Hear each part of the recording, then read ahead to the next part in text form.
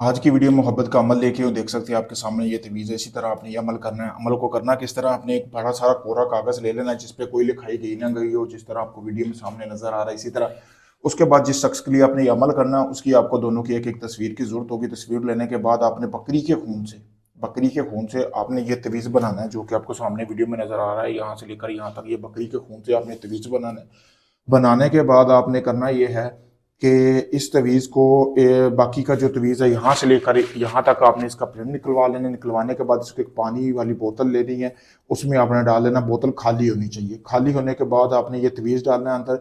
डालने के बाद आपने जो तवीज़ बनाया है एक कोरे कागज़ पे और साइडों पे अपने अपने महबूब की तस्वीर लगा देनी। जिस तरह सामने आप वीडियो में देख सकते हैं तस्वीर लगी हुई है। इधर लड़के की इधर लड़के की, दोनों की तस्वीर लगाकर नीचे उनका नाम और उसकी वालदा का नाम लिख देना है।